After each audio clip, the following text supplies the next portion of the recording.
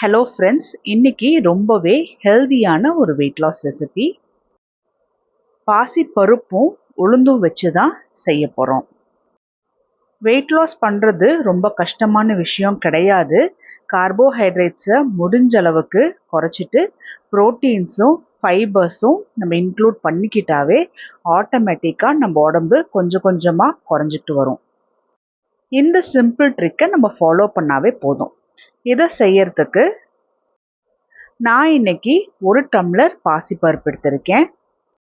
பாசிப்பருப்பில் அதிகப்படியான proteins, fibres, nutrients இருக்குது.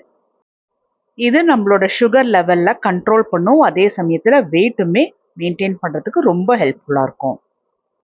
அதே டம்ளரில் 1 டம்ளர் உளுந்து. உளுந்து கொலஸ்ட்ரால் லெவலில் குறைக்கிறதுக்கு ரொம்பவே உதவும். அதனால நம்மளோட ஹார்ட் ஃபங்க்ஷனுமே நல்லா இருக்கும். இதில் அதிகப்படியான ப்ரோட்டீன்ஸ், ஃபைபர்ஸ் இருக்குது. பொட்டாசியம், நிறைய மினரல்ஸ் எல்லாமே இருக்குது.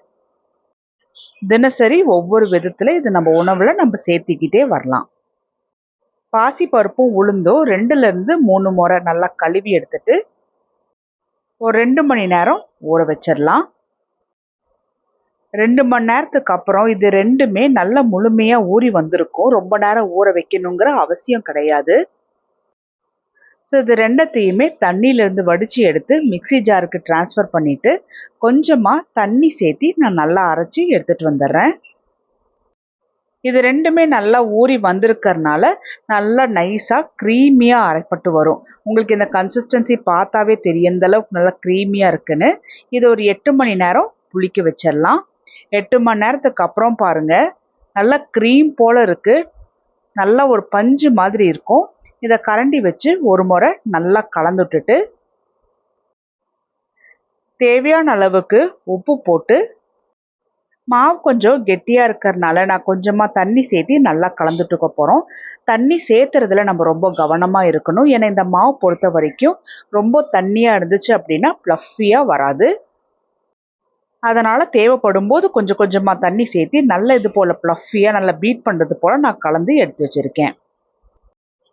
பேனில் 1 டேபிள் ஸ்பூன் கடலெண்ணெய் ஊற்றிட்டு எண்ணெய் சூடான உடனே 1/4 டீஸ்பூன் கடுகு, 1/4 டீஸ்பூன் ஜீரகம், 1/4 டீஸ்பூன் உளுத்தம் பருப்பு, இது மூணுமே நல்லா ஒரு கோல்டன் ப்ரௌன் கலர் அளவுக்கு பொரிஞ்ச உடனே ஒரு நார்மல் சைஸ் பச்சை மிளகா நான் சின்ன சின்னதாக கட் பண்ணி வச்சுருக்கேன்.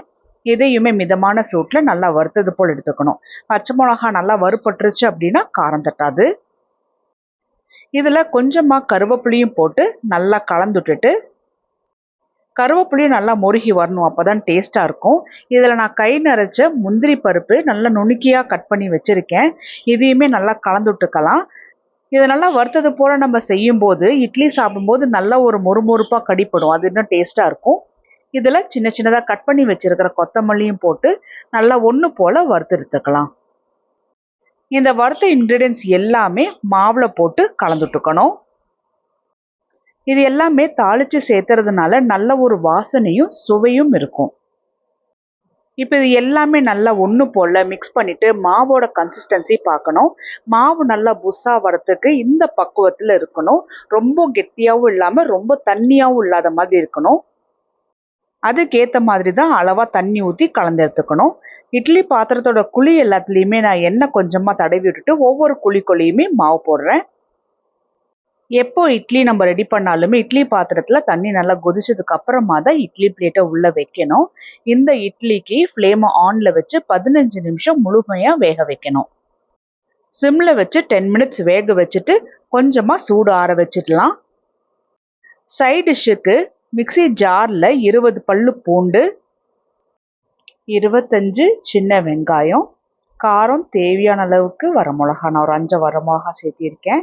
சின்னதாக ஒரு துண்டு புளி. இதை தண்ணி சேர்த்தாம நல்லா கொரகொரப்பாக அரைச்சி எடுத்துகிட்டு வந்துடணும். இந்த பக்குவத்தில் அரைச்சி எடுத்துகிட்டு வந்திருக்கேன் நான். கடாயில் 1 டேபிள் ஸ்பூன் கடலெண்ணெய் ஊற்றி எண்ணெய் சூடான உடனே 1/4 டீஸ்பூன் கடுகு, 1/4 டீஸ்பூன் ஜீரகம், 1/4 டீஸ்பூன் உளுந்து, இதை நல்லா லைட்டாக ப்ரௌன் கலரில் வறுத்து எடுக்கணும். உளுந்து ஒரு வாசனை வறுக்கும் போது அந்த வாசனை வரணும்.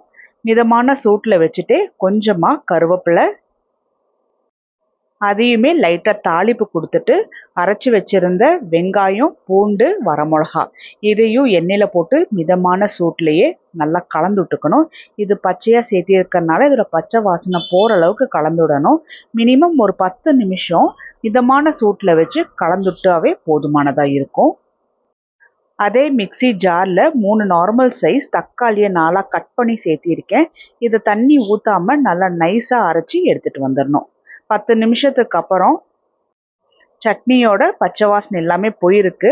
இதில் அரைச்சி வச்சுருந்த தக்காளியை ஊற்றிட்டு மிக்ஸி ஜாரில் 1 டம்ளர் தண்ணி சேர்த்தி அதையுமே சட்னியில் ஊற்றிடலாம். இதில் 1/4 டீஸ்பூன் பெருங்காயத்தூள், தேவையான அளவுக்கு உப்பு, 1/4 டீஸ்பூன் மஞ்சள் போட்டு நல்லா கலந்துட்டுக்கணும். இந்த சட்னி பொறுத்த வரைக்கும் கொஞ்சம் தண்ணியாக இருந்துச்சு அப்படின்னா தான் டேஸ்ட்டாக இருக்கும். இது எல்லாத்தையுமே நல்லா ஒன்று போல் கலந்துட்டுட்டு திக்னஸ்க்கு ஏற்ற மாதிரி தண்ணி சேர்த்திக்கணும்.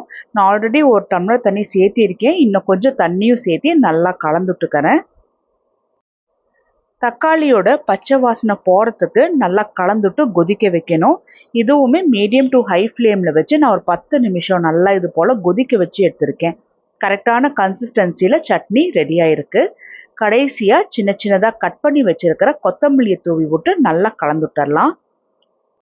அவ்வளோதான், காரைக்குடி கார சட்னி ரெடி ஆயிடுச்சு.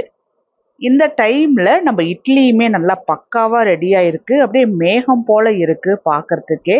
நல்ல ஸ்பாஞ்சியாக புசு புசு புசுன்னு இருக்குது. இது ஒரு வேளைக்கு ஒரு 2 இட்லி சாப்பிட்டோம்னாவே நல்ல ஸ்டொமக் ஃபில்லிங்காக இருக்கும்.